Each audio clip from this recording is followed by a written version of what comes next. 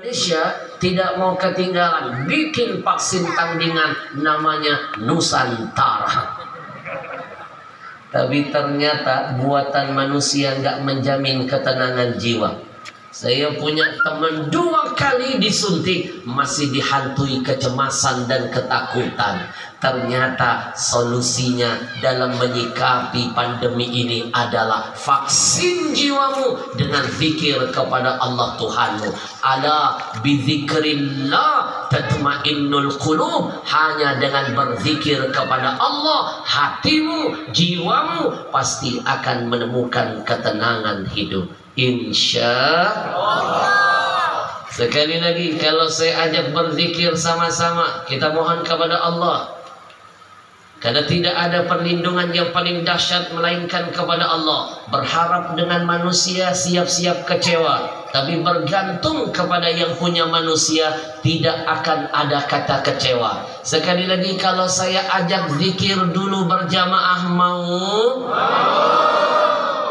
Habib Ahmad Al-Habsyi, kami sebenarnya mau diajak Habib zikir berjamaah. Tapi maaf ya Habib, menurut sebagian orang, sebagian katanya zikir berjamaah bid'ah. Mudah-mudahan dengar tuh. Bid'ah haram. Dikit bid'ah. Kalau kamu tidak mau dan tidak suka dengan zikir berjamaah, silahkan pegang dalilmu, tapi jangan jadikan penghalang bagi kami untuk mengajak umat berzikir berjamaah. Betul? Betul? Bapak Ibu pasti tidak asing pernah dengar tuh sekelompok orang yang merasa dirinya cuma dia doang yang seolah-olah mengamalkan Quran Sunnah. Seolah-olah dia doang yang punya dalil paling benar, lalu tidak menghargai dalil orang lain. Maka hari ini saya sampaikan dulu, manusia itu saya bagi jadi 3. Yang pertama, manusia yang betul-betul manusia. Mereka punya akal, mereka punya hati. Akal sering dipakai mengeluarkan pendapat, tapi hatinya siap menerima dalil dan pendapat orang lain. Itu namanya manusia yang benar-benar manusia. Betul? Ada yang kedua nih, manusia setengah manusia. Punya akal. Akal sering ngasih pendapat, akal sering menyampaikan dalil, tapi hatinya tidak siap menerima dalil dan pendapat orang lain. Memaksakan cuma dalil dia doang yang benar, dalil orang semua dianggap salah. Betul? Nih yang paling parah nih, manusia jadi-jadian. Punya akal gak pernah dipakai, punya akal gak pernah ngasih dalil, punya hati nggak mau nerima dalil. Ini namanya makhluk mubazir, cuma ngeramiin dunia doang. Bapak Ibu mohon maaf, saya Habib Ali dan semua kami para habaib, mana mungkin kami melakukan sesuatu kalau tidak berlandaskan dalil yang diajarkan guru kami. Betul? Habib, kata mereka zikir berjamaah tidak ada di zaman Nabi. Kalau begitu mereka kurang kajiannya. Malam ini saya hadirkan jawabannya.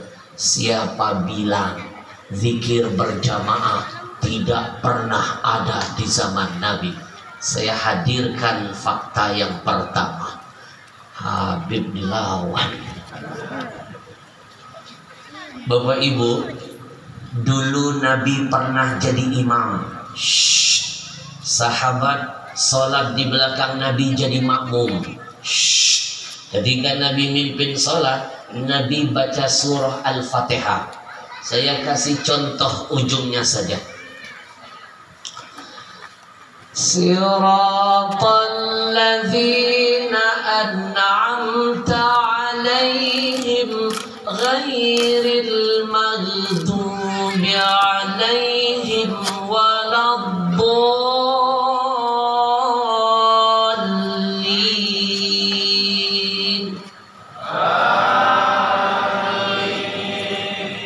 Bukankah amin itu adalah zikir? Bukankah amin itu dari zaman Nabi sudah diteriakan berjamaah? Jadi siapa bilang zikir berjamaah tidak ada di zaman Nabi? Betul? Betul? Amin itu zikir. Kalau ada malam ini yang berani membantah omongan saya, Habib, amin bukan zikir, saya hadirkan dalil kedua. Habib dilahau.